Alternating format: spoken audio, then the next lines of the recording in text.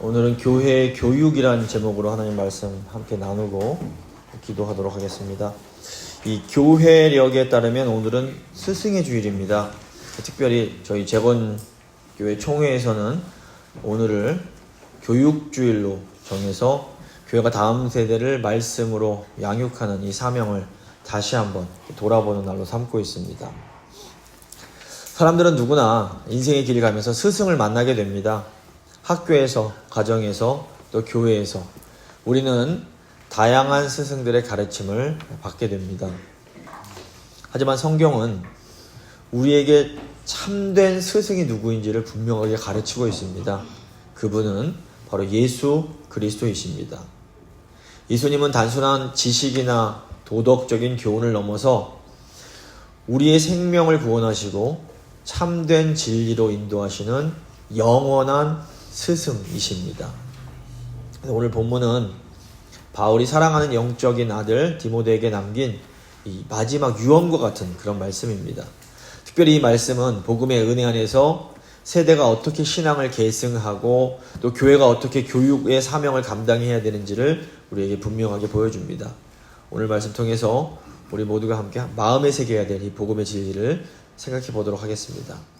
오늘 세 부분으로 나눠서 이 본문 살필 텐데, 첫 번째 교회 교육의 내용, 그러니까 우리가 무엇을 배우는가. 두 번째 교회 교육의 주체, 우리가 누구에게 배우는가. 셋째 교회 교육의 방법, 우리가 어떻게 배우는가. 이걸 생각해 보겠습니다. 먼저 교회 교육의 내용입니다. 우리는 교회에서 무엇을 배웁니까? 교회의 교육은 단순한 지식 전달이 아닙니다. 우리는 교회에서 이 세상의 지식을 배우는 것이 아닙니다. 학교에서는 수학, 과학, 역사 이런 다양한 과목들을 가르칩니다. 학교 교육은 우리가 돈을 잘 벌고 또 사회적으로 성공하는 데 도움이 됩니다. 하지만 내가 왜 살아야 되는지, 내가 어떻게 살아야 행복한지, 또 죽음 이후에는 어떻게 되는지, 이와 같은 어떻게 보면 가장 중요한 문제는 학교에서 가르치지 않습니다. 과거에는 학교에서 성경도 가르치고 최소한 도덕이나 윤리를 가르쳤습니다. 그런데 오늘날에는 더 이상 학교에서 무엇이 옳고 무엇이 그른지를 가르치지 못합니다. 가르치면 불법이 됐습니다. 이런 세상의 흐름 속에서 우리 다음 세대들은 무엇이 참된 진리인지 분별하기가 어렵게 느껴질 수 있습니다. 하지만 그럼에도 변하지 않는 진리가 있습니다. 그리고 우리는 이 진리를 하나님의 말씀인 성경에서 배울 수 있습니다. 오늘 15절 16절 말씀 보시면, 또 어려서부터 성경을 알았나니 성경은 능히 너로 하여금 그리스도 예수 안에 있는 믿음으로 말미암아 구원에 이르는 지혜가 있게 하느니라. 모든 성경은 하나님의 감동으로 된 것으로 교훈과 책망과 바르게 함과 의로 교육하기에 유익하니, 이렇게 말씀합니다. 그러니까 성경은 하나님께서 인간을 창조하신 목적, 그리고 인간의 죄, 그리고 구원의 길, 그리고 하나님 나라 백성으로서의 삶이 무엇인지 가르쳐 줍니다. 교회에서 우리는 어떻게 해야 구원을 받고 어떻게 해야 하나님 백성답게 살아갈 수 있는지를 배우게 됩니다. 성경을 배우는 것은 단순한 어떤 정보나 지식을 쌓는 것과 다릅니다. 이 성경은 생명이며 능력이고 우리를 변화시키는 하나님의 음성입니다. 오늘 보시는 것처럼 성경은 하나님의 감동으로 쓰여진 책입니다. 이 하나님의 감동이란 것은 하나님의 호흡, 성령으로 쓰여졌다는 겁니다. 성령님의 도우심이 없으면 성경을 제대로 아는 것은 불가능합니다. 성경이 신학교에서 박사학위 딴다고 해서 깨닫는 책이 아닙니다. 신학 박사학위를 따고 성경 원어, 히브리어, 헬라어를 술술 읽는 사람도 말씀대로 살지 않는 사람들이 꽤나 많이 있습니다. 그 사람들에게 성경은 그냥 연구할 가치가 있는 고대 문헌에 불과합니다. 이 성경에 기록된 사건들이 가장 최근 것이 2000년 전에 일어난 일입니다.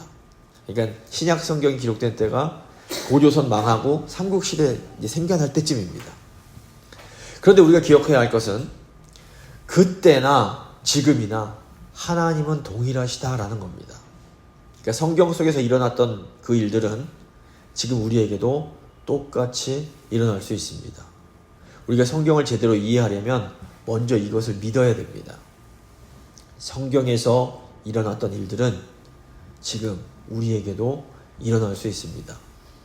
좀 비유를 하자면 성경은 마치 의사의 처방전과 같습니다.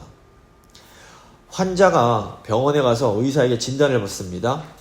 그 의사가 그 사람의 병을 고칠 수 있는 아주 정확한 처방전을 딱 줍니다.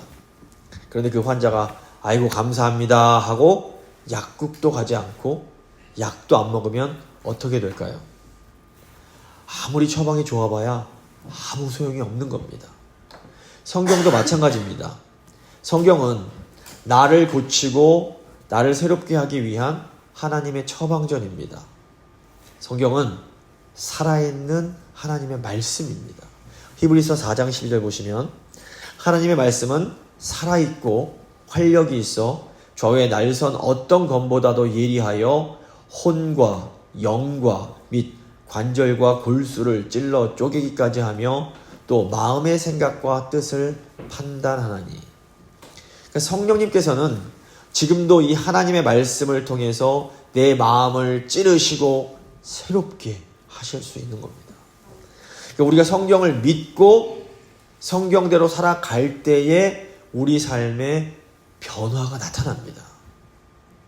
요즘 유튜브 같은 거 보시면 좋은 설교, 좋은 강의 너무 많습니다. 근데 우리가 그런 설교 그냥 많이 듣는 것으로 충분치가 않습니다. 요즘 유튜브 보시면 먹방이란 걸 자주 보게 됩니다. 먹방 뭔지 아십니까? 먹방은 다른 사람들이 맛있는 음식을 이렇게 맛있게 먹는 장면을 보여주는 그런 겁니다. 근데 이걸 좋아합니다. 그런데 아무리 남들이 맛있게 먹는 걸 지켜봐도 내 배가 부르거나 내 건강이 좋아지지 못하는 겁니다. 성경도 마찬가지입니다. 다른 사람들이 은혜 받은 간증을 계속 듣는다고 내 영혼이 채워지진 않습니다. 직접 말씀을 읽고 묵상하고 그 말씀 마음에 새기고 살아낼 때에 비로소 내 영혼의 양식이 되는 겁니다. 저희가 요즘 교회에서 매주 수요 기도회 때 성경 통독을 진행하고 있습니다. 저희 성도님들 중에서 성경을 여러 차례 읽으신 분도 있으실 테고 또 아직 한 번도 읽지 못한 그런 분도 계실 겁니다. 혹시 성경을 한 번도 아직 처음부터 끝까지 읽어본 적이 없다 그러신 분은 이번 기회에 성경을 한번 쭉 읽어보겠다 이런 마음으로 시작해보시면 좋을 것 같습니다. 지금이 내 영혼을 살리고 변화시키는 이 하나님의 음성을 듣는 좋은 기회일 수 있습니다. 이번 수요일부터 이제 신명기 다시 들어갑니다. 신명기는 출애굽 2세대들에게 모세가 마지막으로 했던 3편의 설교입니다. 출애굽 1세대들은 이제 광야 생활 40년 통해서 다 죽습니다. 그리고 이제 출애굽 2세대들이 요단 동편에 가서 이 약속의 땅으로 들어갈 준비를 하고 있는 겁니다. 근데 모세는 약속의 땅에 들어가지 못합니다. 이 모세가 약속의 땅에 들어가야 할 그 다음 세대 하나님 백성들에게 마지막으로 남긴 유언과 같은 말씀이 신명기입니다. 이 말씀이 3500년 전에 이스라엘 백성들에게 선포된 말씀입니다. 하지만 이 말씀은 약속의 땅으로 들어가야 하는 오늘 우리에게 주신 말씀이기도 한 겁니다. 그래서 우리가 이 말씀을 잘 경청할 때에 우리 삶 가운데에 놀라운 은혜와 복이 임하게 됩니다. 하나님 말씀 통해서 이 복을 경험하는 우리 모두가 될 수 있기를 바랍니다. 이제 두 번째, 교회 교육의 주체를 생각해 보겠습니다. 우리가 누구에게 배우는가? 교회 교육의 참된 스승은 예수님이십니다. 우리 예수님은 말씀으로만 가르치신 것이 아니라 삶으로 보여주신 스승이십니다. 요한복음 13장 보시면 예수님께서 제자들의 발을 씻겨주십니다. 예수님이 제자들이 앉아있는 식탁 밑으로 내려가셔서 그들의 더러운 발을 정성스럽게 씻기십니다. 하나님이신 예수님이 왜 이 종의 자리로 내려가셨을까요? 그것은 섬김과 사랑이 무엇인지 몸소 가르쳐 주시기 위해서였습니다. 진짜 가르침은 말뿐 아니라 삶으로 보여주는 겁니다. 이런 의미에서 예수님은 우리의 진정한 스승이십니다. 하지만 하나님은 예수님뿐 아니라 사람들을 통해서도 우리를 가르치십니다. 하나님은 우리를 가르치시기 위해서 목회자, 부모님, 교사, 믿음의 선배들을 보내주십니다. 물론 사람은 예수님처럼 완전할 수는 없습니다. 하지만 불완전한 스승이라도 배울 것이 있습니다. 이 세상에 완벽한 부모도 없고 완벽한 목사도 없습니다. 하지만 그렇다고 해서 그분들에게 배울 것이 없는 것은 아닌 겁니다. 옛날에 어느 마을에 물을 깃는 노인이 있었습니다. 이 노인이 집에서 먼 샘터까지 가서 매일 물을 길어 왔습니다. 양쪽 어깨에 멍에를 메고 그 끝에 두 개의 큰 항아리를 달고 다녔습니다. 그런데 이 한쪽 항아리는 깨끗하고 멀쩡했지만 이 다른 쪽 항아리는 오래돼서 금이 가고 물이 조금씩 새고 있었습니다. 샘에서 물을 가득 담고 돌아오는 길에 이 금이 간 항아리가 자기 자신을 바라보면서 한숨을 쉽니다. 아이고, 나는 쓸모없는 항아리야. 늘 물이나 흘리고 우리 주인님께 짐만 되잖아. 그 말을 들은 주인이 미소를 지으면서 말합니다. 아이고, 너는 모르겠구나. 네가 물 흘리는 거 알면서도 내가 왜 널 계속 쓰는지. 그리고 주인은 이 금이 간 항아리가 물을 흘리고 지나간 길을 이렇게 쭉 가리키면서 말을 합니다. 그 길가에는 아름다운 꽃들이 만발해 있었습니다. 네가 흘린 물 덕분에 이 꽃들이 자란 거란다. 깨끗한 항아리가 지나간 길에는 아무것도 없지만 네가 물을 흘려서 이 길이 아름다워졌단다. 그러니까 금이 간 항아리처럼 좀 부족한 사람일지라도 하나님께서는 그 사람을 통해서 생명이 자라나게 하십니다. 오히려 흠이 있기 때문에 그 약점을 통해서 하나님의 은혜가 흘러갈 수 있는 겁니다. 출애굽기 보시면 모세도 제가 말이 어눌합니다 이런 고백을 합니다. 또 바울도 마찬가지입니다. 그런데 하나님은 그런 모세를 통해서 이스라엘을 구원해 내십니다. 또 다윗도 보면 맨 막내 구복받던 어린 목동에 불과했습니다. 또 베드로는 혈기 많고 실수투성이인 사람이었습니다. 그럼에도 하나님은 그 사람들을 통해서 하나님의 일을 이루셨습니다. 하나님은 완벽한 그릇을 찾으시는 것이 아닙니다. 하나님은 하나님의 손에 붙들린 그릇을 통해서 역사하십니다. 우리 주위에도 금이 간 항아리 같은 교사, 금이 간 항아리 같은 목회자, 부모님이 있을 수 있습니다. 우리의 스승들은 실수도 하고 모자란 모습이 많이 있습니다. 하지만 그렇다고 해서 그분들을 무시하거나 그분들에게 귀 기울이지 않는다면 하나님께서 그분들을 통해서 주시는 그 은혜를 우리가 놓치게 되는 겁니다. 중요한 것은 완벽함이 아니라 하나님이 그들을 통해서 내게 주시는 말씀과 은혜를 받는 겁니다. 그러므로 우리는 나를 가르쳐준 분들에게 감사하는 마음을 가져야 됩니다. 오늘 말씀 보면 디모데도 외할머니 로이스, 어머니 유니게를 통해서 이 믿음의 유산을 전달받았습니다. 우리가 지금 이 자리에 앉아서 예배드리고 있는 것도 누군가 나를 위해서 기도했고 나에게 말씀을 가르쳐 주었기 때문입니다. 나에게 복음을 전해준 사람, 나를 위해서 눈물로 기도해 준 사람, 또 나에게 믿음의 본을 보여준 사람, 그분들에게 감사하는 마음이 있을 때 우리는 더욱 깊이 배울 수가 있게 됩니다. 그래서 갈라디아서 6장 6절 보시면 바울은 가르침을 받는 자는 말씀을 가르치는 자와 모든 좋은 것을 함께하라 이런 말을 합니다. 이게 무슨 말일까요? 가르치는 분들에게 이렇게 갖다 이런 얘기가 아니라 이것은 나에게 말씀을 가르쳐주는 그 스승과 좋은 관계로 지내라는 겁니다. 우리가 누굴 싫어하면 그 사람이 아무리 좋은 말, 아무리 옳은 말을 해도 그 말이 듣고 싶지가 않습니다. 그러니까 우리는 우리가 싫어하는 사람으로부터는 이 구원의 진리를 배우기가 너무너무 어려운 겁니다. 그래서 만약에 말씀을 가르치는 사람이 정말로 악한 사람이다, 그러면 속히 그 사람으로부터 떠나가야 됩니다.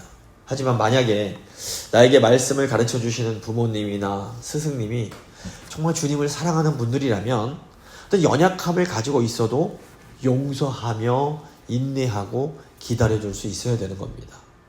사랑이 뭡니까? 사랑은 용서하고 인내하며 기다려주는 겁니다. 우리가 구원의 진리를 배우기 위해서는 우리의 스승들을 사랑할 수 있어야 됩니다. 우리가 스승을 사랑할 때 하나님은 스승들을 통해 우리에게 놀라운 은혜를 베풀어 주십니다. 제가 오늘 주고 있는 데다가 땡큐 카드 갖다 놨습니다. 생각나시는 스승들 있으시면 이렇게 감사합니다, 작은 마음의 표현, 오늘 같은 날 아니면 또 표현하기도 힘듭니다. 그래서 오늘 가서 좀 표현해 주시면 좋을 것 같습니다. 이제 마지막 세 번째, 교회 교육의 방법입니다. 그렇다면 우리는 어떻게 이 말씀을 배워야 될까요? 하나님의 말씀은 단순한 정보가 아니라 우리의 영원한 생명을 결정하는 생명의 진리입니다. 그래서 말씀을 어떻게 배우느냐에 따라서 그 말씀이 내 안에서 진짜 생명이 될 수도 있고, 그냥 나에게 아무 영향도 주지 못하는 그냥 죽은 문자가 될 수도 있습니다. 디모데후서 3장 14절에서 바울은 디모데에게 너는 배우고 확신한 일에 거하라, 이렇게 권고합니다. 이 한 구절 속에 우리 신앙과 삶에 꼭 필요한 세 가지 태도가 들어있습니다. 첫째로 우리는 먼저 배워야 됩니다. 배움에서 제일 중요한 거, 그게 겸손입니다. 말씀을 배우는 것은 단순한 지식을 습득하는 게 아닙니다. 잠언 9장 9절 보시면 지혜 있는 자에게 교훈을 더하라. 그가 더욱 지혜로워질 것이요 의로운 사람을 가르치라. 그의 학식이 더하리라. 그러니까 하나님 앞에서 진짜 지혜로운 사람은 저는 아직 잘 모릅니다 라고 말할 수 있는 사람입니다. 한 청년이 유명한 성경 교사에게 찾아가서 이렇게 말합니다. 선생님, 저는 성경도 여러 번 통독을 했고 대부분의 기독교 교리는 제가 이해를 하고 있습니다. 더 이상 제가 배울 게 없다고 느껴집니다. 그러자 노 선생님이 탁자 위에 있는 유리잔을 가르치면서 말씀을 하십니다. 이 컵에 물이 꽉 차 있으면 아무리 좋은 물을 부어도 들어갈 자리가 없다네. 배우려는 사람은 늘 자신을 빈 컵처럼 가져가야 된다네. 자기 생각, 자기 경험, 자기 고집으로 꽉 찬 사람은 하나님께 배울 수가 없습니다. 그러니까 우리가 하나님 앞에 나올 때마다 주님, 저는 아직도 배워야 될 사람이니 저를 가르쳐 주십시오, 이렇게 고백할 수 있는 이 겸손함이 필요합니다. 이 겸손함이 바로 배움의 시작입니다. 둘째로 우리는 배울 뿐 아니라 확신해야 됩니다. 오늘날 우리가 사실 많은 지식을 가지고 있습니다. 그런데 지식만으로는 부족합니다. 지식은 우리 머리에 머물지만 확신은 우리의 마음을 움직이고 우리의 삶을 변화시켜줍니다. 비가 오는 날에 우산이 있다는 것을 아는 것과 실제로 그 우산을 우리가 들고 나가는 건 전혀 다른 얘기입니다. 실제로 우산을 들고 나가는 사람만 비를 피할 수 있습니다. 자, 하나님이 나를 사랑하신다, 이걸 아는 것과 그 사랑을 확신함으로 우리가 실제로 용서하고 사랑하면서 사는 것은 완전히 다른 얘기입니다. 우리가 하나님이 우리를 사랑하시고 우리를 용서하시지, 지식을 다 알고 있습니다. 모르는 분 여기 아무도 없을 겁니다. 하지만 우리가 아직 용서가 안 됩니다. 이건 아직 우리의 그런 지식이 확신이 돼서 우리 삶을 변화시키지 못하는 겁니다. 그러니까 우산 안 들고 가는 겁니다. 알면 뭐합니까? 히브리서 11장 보시면 믿음의 사람들은 단순히 하나님의 약속을 아는 것에서 머물지 않습니다. 그분들은 하나님의 약속을 확신했기 때문에 이 말씀에 순종을 합니다. 노아가 비도 오지 않는데 방주를 지었고, 아브라함은 고향 친척 아비집을 떠나서 약속의 땅으로 나아갔습니다. 모세는 그 좋은 왕궁을 떠나서 광야로 나아갑니다. 진정한 믿음은 확신에서 오는 실천으로 나타납니다. 그리고 세 번째, 우리는 배우고 확신할 뿐 아니라 그것에 거해야 됩니다. 이 거한다는 말이 헬라어로 메노라는 단어에서 나오는 건데, 이 단어 뜻이 뭐냐면 머무르다, 떠나지 않다, 지속적으로 연결되어 있다, 이런 뜻입니다. 계속 같이 있는 겁니다. 요한복음 15장 5절 보시면 나는 포도나무요 너희는 가지니 그가 내 안에 내가 그 안에 있으면 이 사람은 과실을 많이 맺나니 나를 떠나서는 너희가 아무것도 할 수 없습니다. 이렇게 말씀합니다. 가지는 스스로 열매를 만들어내지 못합니다. 하지만 그 가지가 그냥 그 줄기에, 그 나무에 붙어 있으면 이 줄기를 통해서 수액이 흐르고 때가 되면 자연스럽게 열매가 맺혀지게 되는 겁니다. 우리가 하나님 말씀 안에 거할 때 이 말씀의 수액이 우리 삶을 적시고 그 말씀이 우리 안에서 자라나서 믿음의 열매가 맺혀지게 됩니다. 그래서 우리가 예수님 안에 계속 붙어 있는 것이 너무너무 중요합니다. 어떤 정원사한테 이제 두 그루의 나무가 있었습니다. 한 나무는 이 정원사가 자꾸 이렇게 옮겨 심는 겁니다. 그러니까 햇빛 부족한 거 아니야 싶어서 남쪽으로 옮기고, 이것도 물이 너무 많은 거 아니야 싶어서 북쪽 그늘로 또 옮겨줍니다. 이게 뭐냐면 나무한테 더 좋은 환경을 찾아주려는 좋은 마음에서 한 거였습니다. 그런데 이상하게도 이 나무는 해마다 잎은 피지만 한 번도 제대로 된 열매를 맺은 적은 없었습니다. 반면에 그냥 다른 나무는 처음 그냥 심겨진 자리에 계속 머물러 있는 겁니다. 태풍이 몰아칠 때도, 뿌리가 흔들릴 정도로 가물 때도 그 나무는 그냥 그 자리에 조용히 묵묵히 뿌리를 내리고 있었습니다. 그리고 10년이 지나니까 놀라운 일이 벌어집니다. 계속 옮겨 다니던 나무는 여전히 이 가지만 키우고 있었지만 한 자리에 떡하니 버티고 있던 나무는 해마다 풍성한 열매를 맺게 됩니다. 이게 무엇을 의미할까요? 좋은 열매는 외적인 조건이 아니라 뿌리가 결정을 합니다. 교회도 마찬가지입니다. 오늘 많은 사람들이 뭔가 좀 새로운 게 있지 않을까? 더 좋은 게 있지 않을까? 새로운 것들을 계속 찾아서 움직입니다. 왜냐하면 그 마음이 계속 채워지지 않기 때문에 그렇습니다. 그런데 실상 이것저것 여기저기 돌아다닌다고 마음이 채워지지 않습니다. 우리가 열매를 맺으려면 말씀 앞에 머무는 인내가 필요합니다. 계속해서 예수님 말씀 안에 머물러야 됩니다. 주님의 말씀 안에 거함으로 풍성한 열매를 맺는 우리 모두가 될 수 있기를 바랍니다. 오늘 말씀을 좀 정리해 보겠습니다. 오늘 말씀 통해서 우리는 교회에서 무엇을 배우고 누구에게 배우며 어떻게 배우는지를 살펴봤습니다. 우리가 배워야 될 것은 하나님의 말씀입니다. 성경은 우리를 구원에 이르게 하고 하나님의 사람으로 온전하게 하여 모든 선한 일들을 감당하게 합니다. 또 우리를 가르치는 분들이 완전하지 않을 수 있습니다. 하지만 하나님은 금이 간 항아리 같은 사람들을 통해서도 생명의 물을 계속해서 흘러보내십니다. 우리는 그분들을 통해서 주시는 하나님의 은혜에 감사하는 마음을 가져야 됩니다.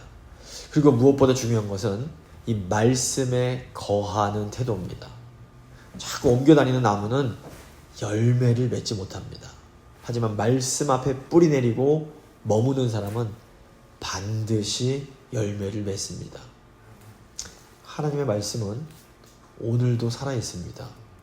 그 말씀을 배우고 그 말씀을 확신하며 거하는 자는 반드시 열매를 맺게 됩니다. 우리 모두 말씀 안에서 온전한 하나님의 사람으로 자라갈 수 있기를 간절히 바랍니다. 잠시 믿음의 기도드립니다.